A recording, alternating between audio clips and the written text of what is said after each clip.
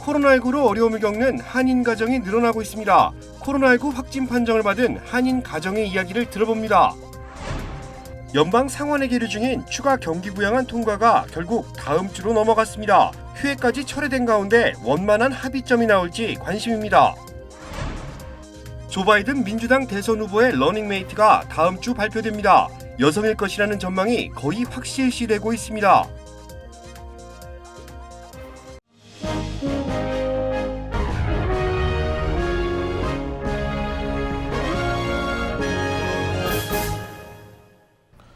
여러분 안녕하십니까? KBS 아메리칸 뉴스입니다.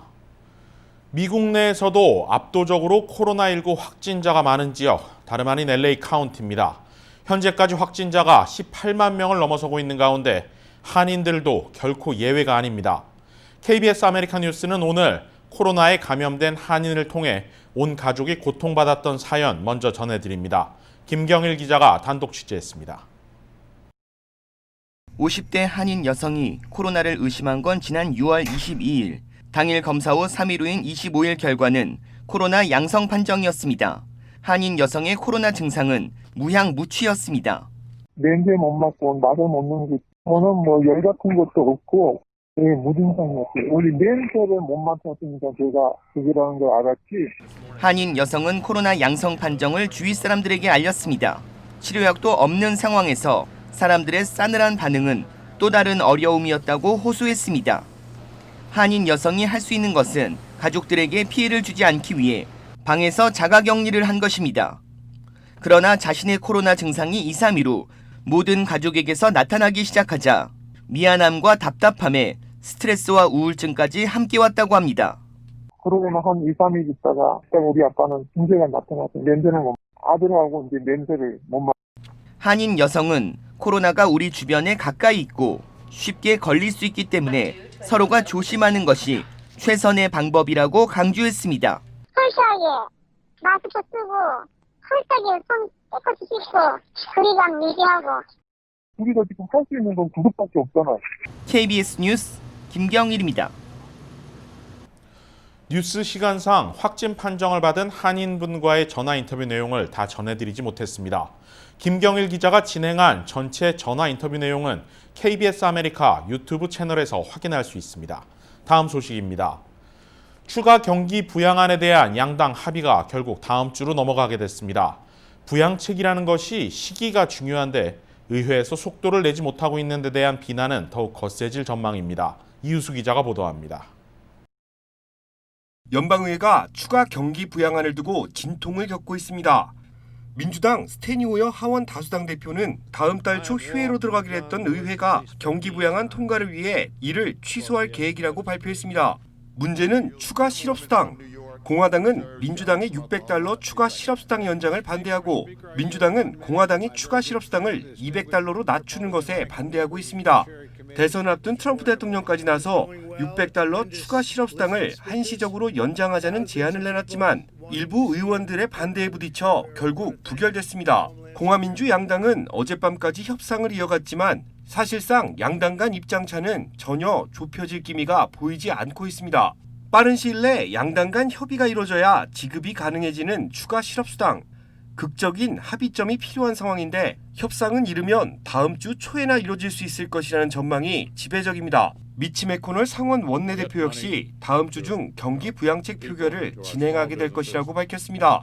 하지만 통과 가능성이 엿보이는 초당적 합의안은 아직 도출되지 않고 있는 상황이라며 무분별한 추측에 대해 선을 그었습니다. 추가 실업수당 연장안이 상원 통과에 진통을 겪고 있는 가운데 당장 다음 주부터 연방정부의 추가 실업수당 $600 지급은 중단됩니다. 이는 결국 코로나19 실직 가정들의 현금 수입이 급감하는 소득 절벽으로 이어질 수 있기 때문에 경제 활성화에 또 다른 악영향을 미칠 것이라는 분석도 나오고 있습니다.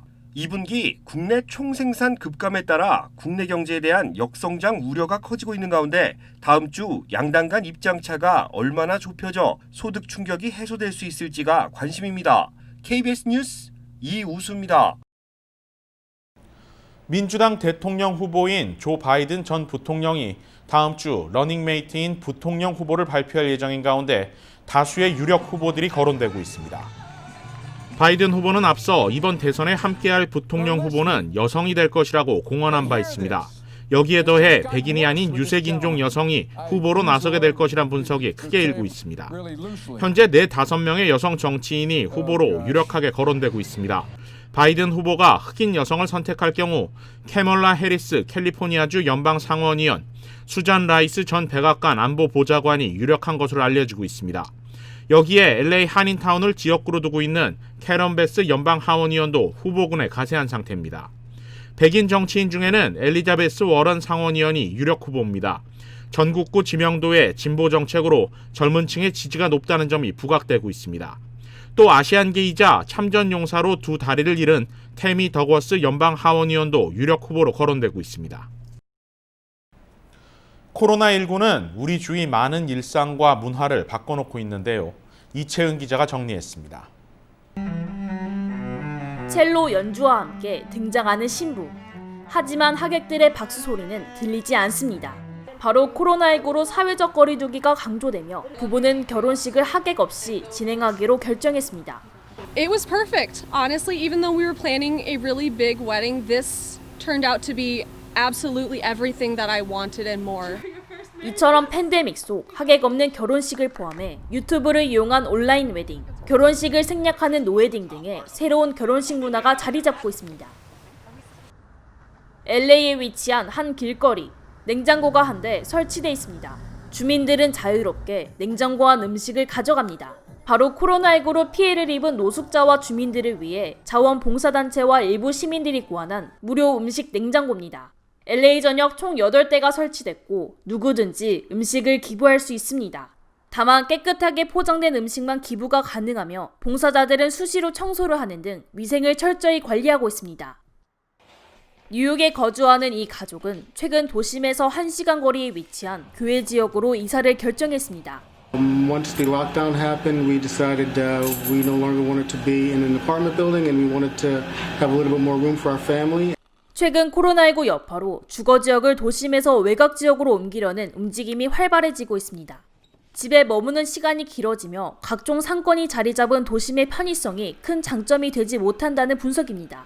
버지니아 부동산 중개인 연합회가 최근 실시한 전국구 조사에 따르면 응답자의 76%가 과거보다 시골 지역에 위치한 주택에 더 많은 관심을 갖게 됐다고 답했습니다. 이처럼 코로나19가 우리 일상 속에 깊이 스며들며 사람들의 삶의 터전 또한 변화해가고 있습니다. KBS 뉴스 이채은입니다. 불법 체류자들도 전문직 라이센스를 취득할 수 있도록 하는 법안이 뉴저지주 상원에 이어 하원에서도 통과됐습니다. 제2사 뉴욕 KBTV 이창원 기자가 보도합니다. 앞으로 뉴저지주에서는 불법 체류자들도 의사, 변호사 등 각종 전문직 라이센스는 물론 미용, 네일 등 기술직 라이센스를 취득할 수 있게 됐습니다. 뉴저지주 하원은 어제 미국 내 체류 신분에 관계없이 전문직 및 직업 라이센스 취득 자격을 부여하는 내용의 법안을 표결에 붙여 찬성 47, 반대 26으로 통과시켰습니다. 이제는 서류 미비자도 뉴저지 내에서는 여러 종류의 라이선스를 얻는 데 문제가 없게 되었습니다. 앞으로 실시하는 새 책이 더 마련돼야 하겠지만 내년 1월부터 실시하는 서류 미비자에 대한 운전면허 허가에 이어 또 하나의 큰 혜택이 된 것입니다. 이에 따라 당초 뉴저지 한인사회에 관심사였던 한인 네일업계 종사자들도 수혜가 가능해졌습니다.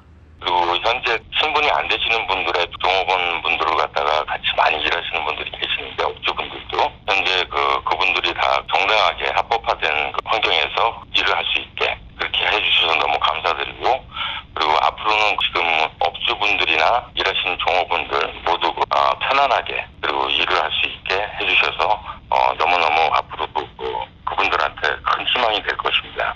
이번 법안을 추진한 주 의원들은 이 법안은 미 동부에서 처음으로 전문 직업 라이선스 취득에 있어 이민 장벽을 제거하는 것이며 타주에 유사한 법과 비교해서도 가장 포괄적인 내용으로 이루어졌다고 강조했습니다. 현재 캘리포니아, 네바다, 뉴멕시코주 등에서 유사한 법을 채택하고 있습니다. KBTV 뉴스 이창환입니다. 퍼시픽시티뱅크가 제3회 장학금 수여식을 개최했습니다. 올해 장학금 프로그램에는 LA와 오렌지 카운티, 뉴욕 퀸즈, 버건 카운티에서 모두 218명의 학생들이 지원했습니다. 퍼시픽 시티뱅크는 이 중 경제적으로 지원이 필요한 대학생과 예비 대학생 24명을 선별해 각각 $2,500씩 모두 $6만 달러의 장학금을 전달했습니다. 화상으로 진행된 이번 행사에서는 대학 생활에 필요한 재정 교육도 함께 진행됐습니다. 앞서 말씀드렸지만 오늘 뉴스 첫 리포트로 보도해드린 한인 확진자 인터뷰 전체 내용은 유튜브에서 KBS 아메리카를 검색하면 시청이 가능합니다. 많은 분들이 코로나 감염 위험에 대해 다시 한번 생각해보고 서로 알리는 계기가 되길 바랍니다. 뉴스 마칩니다. 고맙습니다.